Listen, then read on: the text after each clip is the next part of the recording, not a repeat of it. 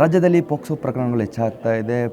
ಯಾದಗಿರಿಯ ಪ್ರಸಿದ್ಧ ಸ್ವಾಮೀಜಿಗಳಾದಂತಹ ಮಲ್ಲಿಕಾರ್ಜುನ್ ಮುತ್ಯ ಅವರಿಗೂ ಸಹ ಪೋಕ್ಸೋ ಪ್ರಕರಣ ಒಂದು ಬಿಸಿ ತಟ್ಟಿದೆ. ಸದ್ಯ ಅದರ ಬಗ್ಗೆ ಮಾತಾಡಲಿಕ್ಕೆ ಕರ್ನಾಟಕ ರಾಜ್ಯದ ಮಕ್ಕಳ ರಕ್ಷಣಾ ಹಕ್ಕುಗಳ ಆಯೋಗದ ಅಧ್ಯಕ್ಷರಾಗಿರುವಂತಹ ಶಶಿಧರ್ ಕೋಸಂಬಿ ಅವ್ರ ನನ್ನ ಜೊತೆ ಇದ್ದಾರೆ. ಅವ್ರನ್ನ ಮಾತಾಡಿಸ್ತಾ ಹೋಗ್ತೇನೆ. ಸರ್, ನಿಮ್ಮ ಆಯೋಗದಿಂದ ಏನು ಕ್ರಮಗಳನ್ನು ತೊಗೊಳ್ತಾ ಇದ್ದೀರಾ? ಈ ರೀತಿ ಸದ್ಯ ರಾಜ್ಯದಲ್ಲಿ ಒಂದಾದಮೇಲೆ ಒಂದೊಂದು ಪೋಕ್ಸೋ ಪ್ರಕರಣಗಳು ಬರ್ತಾ ಇದೆ. ಅದು ದೊಡ್ಡ ದೊಡ್ಡ ವ್ಯಕ್ತಿಗಳಿಗೆ ಪೋಕ್ಸೋ ಪ್ರಕರಣಗಳ ಒಂದು ಬಿಸಿ ತಟ್ತಾ ಇದೆ. ಸರ್, ನಮ್ಮ ರಾಜ್ಯದಲ್ಲಿ ಒಂದು ದಿವಸಕ್ಕೆ ಸರಾಸರಿ 12 ಪೋಕ್ಸೋ ಪ್ರಕರಣಗಳು ದಾಖಲಾಗ್ತಾ ಇದ್ದಾವೆ. ಇದು ಬಹಳ ರಾಜ್ಯ ಮಕ್ಕಳ ಹಕ್ಕುಗಳ ಆಯೋಗ ಬಹಳ ಕಳವಳ ವ್ಯಕ್ತಪಡಿಸ್ತಾ ಇದೆ. ದೇಶದಲ್ಲಿರ್ತಕ್ಕಂಥ ಅತ್ಯಂತ ಬಲಿಷ್ಠವಾದ ಕಾನೂನು ಜಾರಿ ಇದ್ದರೂ ಸಹಿತ ಇಷ್ಟೊಂದು ಪ್ರಕರಣಗಳು ಆಗ್ತಾ ಇರುವುದು ಬಹಳ ಬೇಸರದ ಸಂಗತಿ. ಅದೇ ರೀತಿಯಾಗಿ ಯಾದಗಿರಿ ಜಿಲ್ಲೆಯ ಒಂದು ಮಲ್ಲಿಕಾರ್ಜುನ್ ಮುತ್ಯ ಅನ್ನೋ ವ್ಯಕ್ತಿಯು ಒಂದು ಅಪ್ರಾಪ್ತ ಮಗುವಿನೊಂದಿಗೆ ಅಸುರಕ್ಷಿತ ಒಂದು ವರ್ತನೆ ಮಾಡಿದ್ದು ಅಥವಾ ಅಸುರಕ್ಷಿತ ಸ್ಪರ್ಶ ಮಾಡಿದ್ದು ಸಾಮಾಜಿಕ ಜಾಲತಾಣದಲ್ಲಿ ಬಹಳಷ್ಟು ಹರಿದಾಡಿತ್ತು. ಮತ್ತು ಸಂಘ ಸಂಸ್ಥೆಗಳು ಅನೇಕ ಜನವು ಸಹಿತ ಗೌಪ್ಯವಾಗಿ ನಮಗೆ ದೂರು ಸಹಿತ ಕೊಟ್ಟಿದ್ದರು. ಅವೆಲ್ಲ ಅಂಶಗಳನ್ನು ಆಧರಿಸಿ ರಾಜ್ಯ ಮಕ್ಕಳ ಹಕ್ಕುಗಳ ರಕ್ಷಣಾ ಆಯೋಗ ನಿನ್ನೆ ಸ್ವಯಂ ಪ್ರೇರಿತ ಪ್ರಕರಣ ದಾಖಲು ಮಾಡಿಕೊಳ್ತು. ಅದಾದ ನಂತರ ನಿರ್ದೇಶನವೂ ಸಹಿತ ಕೊಡ್ತು, ಕೂಡಲೇ ಅವ್ರ ಮೇಲೆ ಕಾನೂನು ಕ್ರಮ ಕೈಗೊಳ್ಳಬೇಕು ಅನ್ನೋ ಒಂದು ನಿಮಿಷವನ್ನು ಕೊಟ್ಟಿತ್ತು. ಅವು ಆಗಲೇ ರಾತ್ರಿ ಶಹಾಪುರ ತಾಲೂಕಿನ ಗೋಗಿ ಪೊಲೀಸ್ ಠಾಣೆಯಲ್ಲಿ ಈಗಾಗಲೇ ಪ್ರಕರಣವು ಸಹಿತ ದಾಖಲಾಗಿದೆ.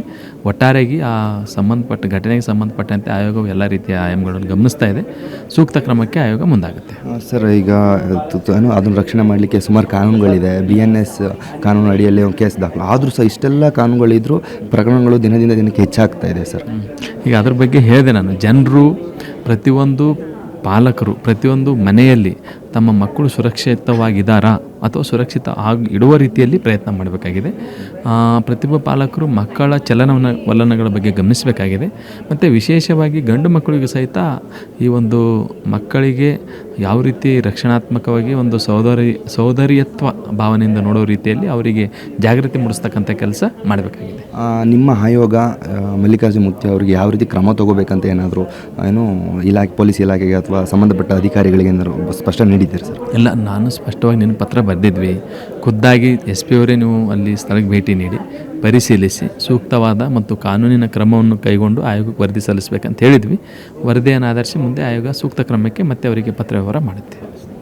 ಇದಿಷ್ಟು ಶಶಿಧರ್ ಕೋಸಂಬಿ ಅವರ ಮಾತುಗಳಾಯಿತು. ಕ್ಯಾಮ್ರಾ ಪರ್ಸನ್ ಪ್ರಸಾದ್ ಜೊತೆ ಸುಮನ್, ಏಷ್ಯಾನೆಟ್ ಸುವರ್ಣ ನ್ಯೂಸ್, ಬೆಂಗಳೂರು.